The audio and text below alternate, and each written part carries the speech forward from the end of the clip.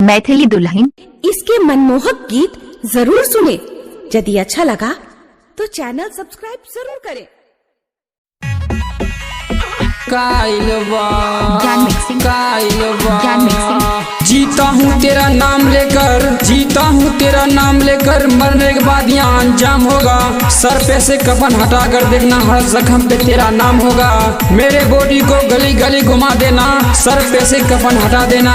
नाम कोई पूछे तो चांद परवाना बता देना, गाँव का कोई पता पूछे तो बलवा हर चकमका चौक बता देना। मजनू लैला लुकाइलबा, आजकल के लब के कहानी सुनो हम सुना बहतानी। कहे प्यार में वैसा न होला, बात दीवाना बुझेला। बिना मतलब के यारी बा दुनिया आज बुझाइल बा। घर पिटाता मजनू लैला लुकाइल बा, घर पिटाता मजनू लैला लुकाइल बा। बिना मतलब के यारी बा दुनिया आज बुझाइल बा। घर पिटाइल छौरी छौरन काइल बा, घर पिटाइल छौरा छौरिन काइल बा। काइल बा, काइल बा, काइल बा।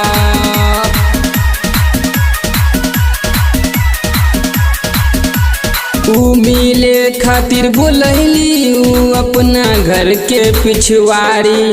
जब देखले हाल जमाना देहले चिन चिन देह झाड़ी।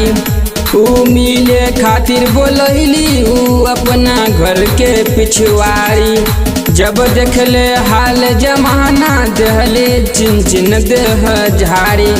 कहलू चांद परवाना के मानी हो, मनीष के फेरा में पड़ी हो।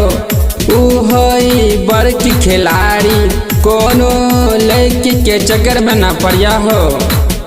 माथे देखा चांद पर बना के टीका सटाइल हो। घर पिटाता छौरी छौरन काइल बा। आजकल के लब के कहानी सुनो हम सुना बहतानी, सुनो हम सुना बहतानी, सुनो हम सुना बहतानी।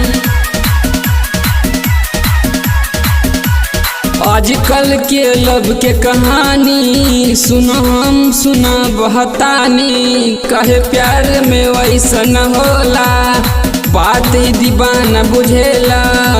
बिना मतलब के यारी बा दुनिया आज बुझाइल बा। घर पिटाता मजनू लैला लुकाइल बा, घर पिटाता लैला मजनू लुकाइल बा। घर पिटाता लैला मजनू लुकाइल बा।